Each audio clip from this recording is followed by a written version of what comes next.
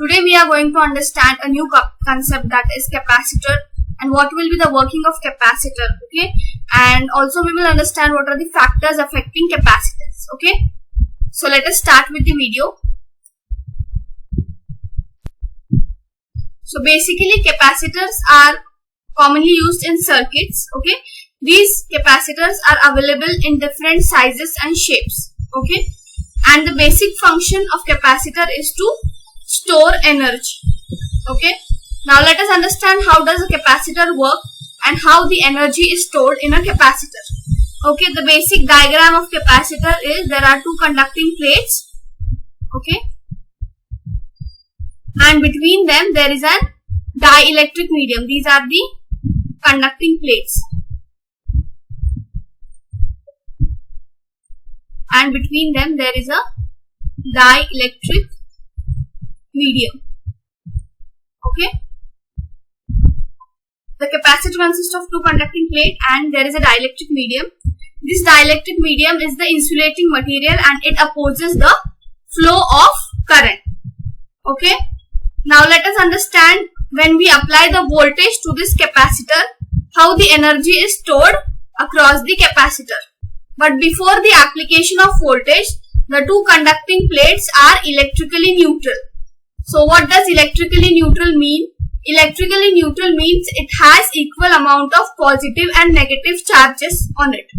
Okay. So this will have equal amount of positive and negative charges. Positive and equal amount of negative charge. Okay. This is the top plate, and similarly for the bottom plate there will be equal amount of positive and equal amount of negative charges, okay? So this is called as electrically neutral. So as soon as we apply a voltage, okay, as soon as we apply a voltage across these two plates, what will happen?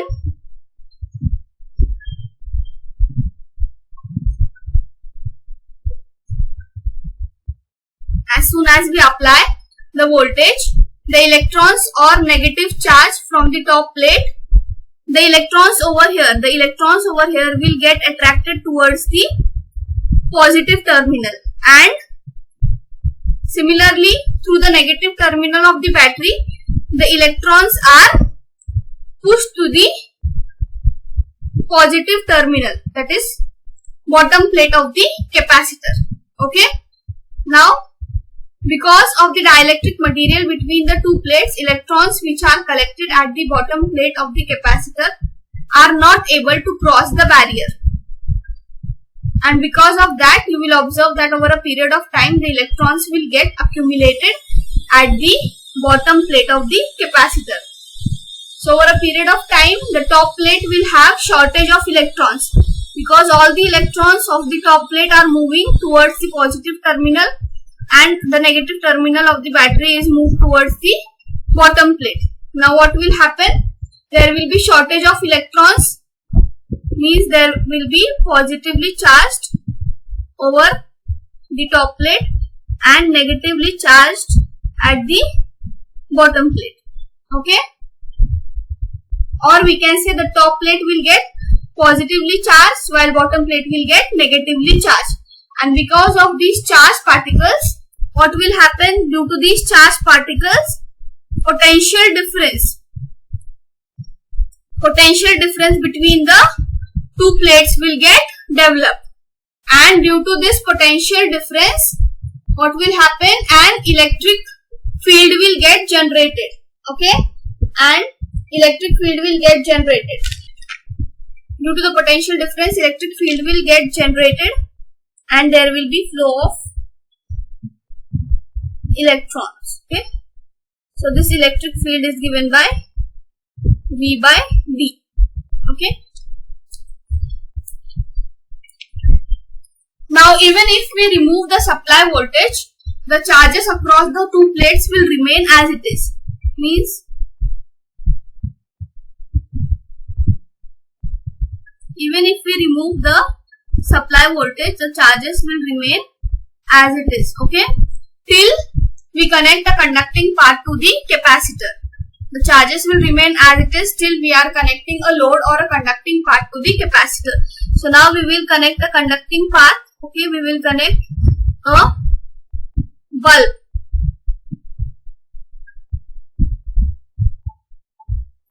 We will connect a bulb across these plates of capacitor.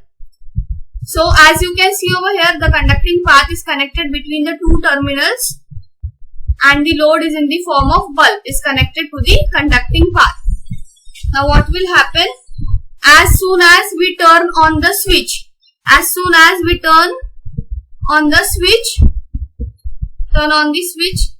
there will be flow of electrons. Okay, these negatively charged electrons will be attracted towards the positive terminal of the battery. These negatively charged electrons will be attracted towards the positive terminal of battery, and there will be flow of electrons from negative to positive terminal of the battery, and due to the flow of electrons the bulb will glow. And this process will get continued till the plates are neutralized. Okay, till these charges are electrically neutralized. Okay, so as soon as these plates are electrically neutralized, means equal amount of positive and negative charge, there will be the flow of electrons will get stopped. Okay, the flow of electrons will get stopped and the bulb will stop glowing. When flow of electrons will get stopped, automatically the bulb will stop glowing. Okay, so in this way the charge was developed across the capacitor has been discharged through the conducting path, and this process is known as discharging of capacitor. So the charge developed is discharged through this conducting path, means bulb, and this process is known as discharging of capacitor. Okay, so the charge developed is discharged. So this works as a similar to the battery. Okay, you must have used the battery. This process is similar to the battery. Okay, now the ability of capacitor to store charge is known as capacitance, and it is represented as the charge that is developed across the capacitor per unit voltage. Okay, so C is equal to Q by V. Everyone knows this formula. Unit is farad. Okay, basically millifarad, microfarad and picofarad are practically used unit. Okay, and the capacitor, the factors affecting the capacitors are, first one is area between the two plates, then distance between the two plates, and the permittivity of the dielectric material. Okay, these three factors affect the capacitance. Okay, we can see as the area of plates is increased, the capacitance will also be increased. The storage capacity of capacitor will increase. As the distance between the plates is reduced, what will happen? The capacitor storing will be increased. The charge across the capacitor will increase and capacitance will automatically increase. So last factor is dielectric permittivity of dielectric medium. Okay, so dielectric material is the insulating material. It will not allow the flow of electrons or flow of current, but this dielectric material has polar molecules. These has polar molecules. Okay, when there is no electric field connected across the plates, these polar molecules are randomly placed inside the dielectric material. Okay, so as soon as we connect a supply voltage, what will happen? As soon as we connect a supply voltage,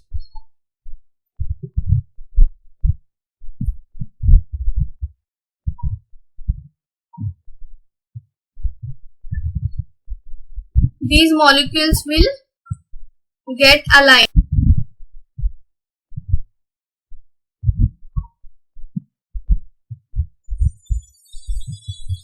As you can see, these polar molecules are getting aligned as soon as we connect a voltage supply. You can see the negative Negative is attracted towards the top plate and the positive is attracted toward the bottom plate. Now the charges get developed. Now these charges develop its own electric field. These charges will develop its own electric field. Okay, that is generated by the capacitor. So because of this dielectric material, the effective electric field of the capacitor will reduce. And in this way we can say that the potential difference that is generated across the two plates will also reduce. The potential difference will also reduce provided that the charges across these two plates are constant. So in that case, to increase the potential we require more amount of charge across the two plates. So in this case, to increase the potential we require more amount of charge. More amount of charge is required across two plates. So we can say that because of the introduction of this dielectric material, the capacitor can store more amount of charge, or we can say that capacitance of the capacitor will increase. Okay, we can say capacitance of the capacitor will increase. These three factors affect the capacitance of the conducting material. Okay. So this is all for today's video. If you like my channel, please do like, share and subscribe my video. Thank you guys for watching.